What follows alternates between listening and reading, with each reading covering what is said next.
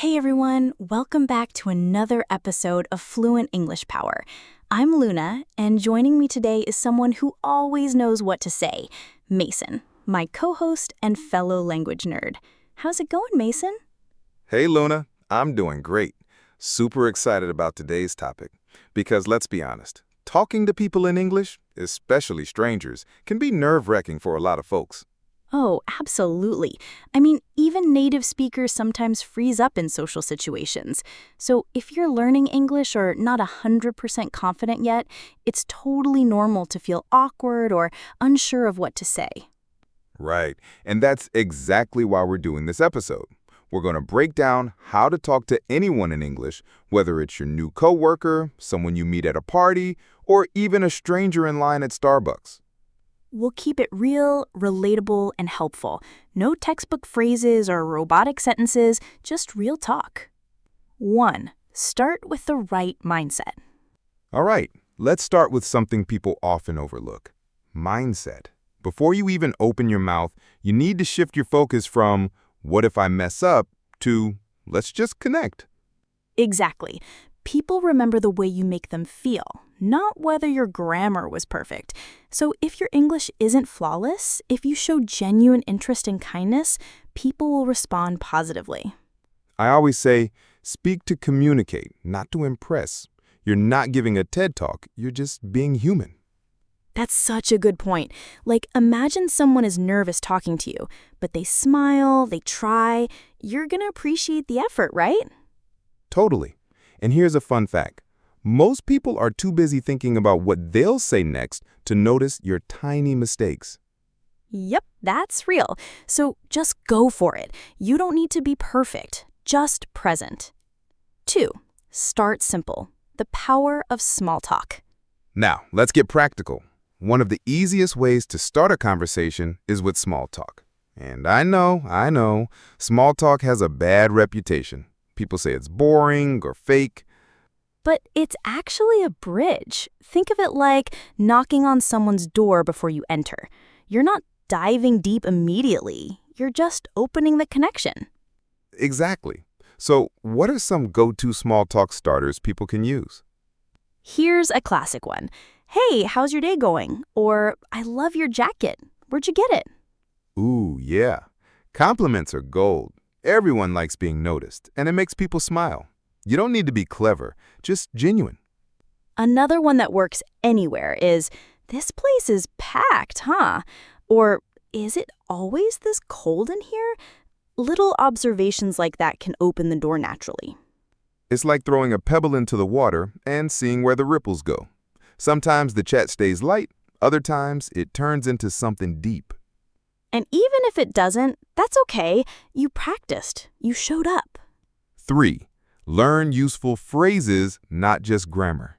Now this one's huge. Stop memorizing random grammar rules and start learning real phrases people actually use. Yes, because let's face it, no one walks around saying, "I am going to the market, henceforth I shall return at 4." Unless you're in a Shakespeare play. But seriously, learn phrases like, that's interesting, tell me more. I know what you mean. I'm not sure I follow. Could you explain? Those kinds of phrases give you confidence and help the conversation flow, especially when you're not sure what to say next. Also, don't underestimate the power of, sorry, my English isn't perfect, but I really want to talk to you. People love that honesty. It's disarming. Most of the time, they'll slow down, smile, and support you. 4. Listen more than you speak. Here's something counterintuitive. If you're nervous about talking, talk less. Listen more. So true. People love being heard. And when you listen actively, like nodding, asking questions, showing interest, the pressure is off you to perform. Exactly. Use what I call the follow-up superpower. For example, person.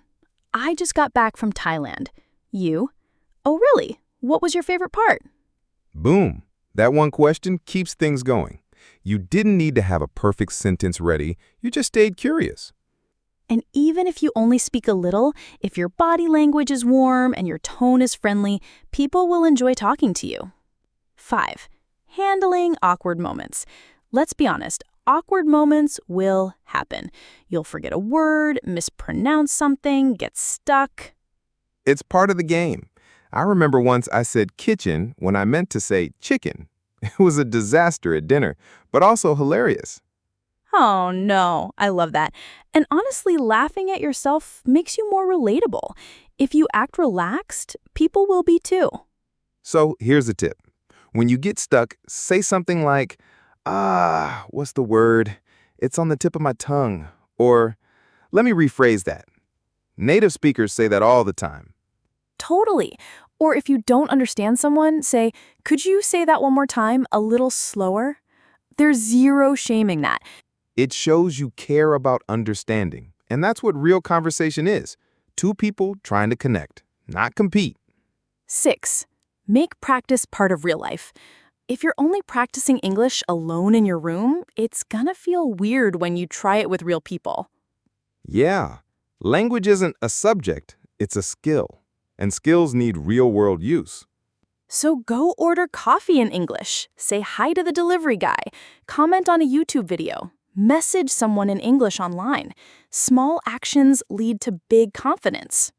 And don't wait until you're ready. You'll never feel 100% ready. Confidence comes after action, not before. That's so true. You build the bridge while you're walking on it, not before. 7. Closing thoughts, part 1. So, let's recap part 1 of this journey. If you want to talk to anyone in English, start with mindset, use simple small talk, learn real-life phrases, listen actively, and don't fear the awkward moments. Every conversation is practice. Every hello is progress. And even if you stumble, you're still moving forward. We've got more in part 2. We'll talk about body language, building deep conversations, and what to do if someone is not nice or patient. So don't go anywhere. Hit that follow button, grab a drink, and come back for part 2. It's gonna get even better. See you in the next episode, and remember, speak up, show up, and don't let fear hold your voice back.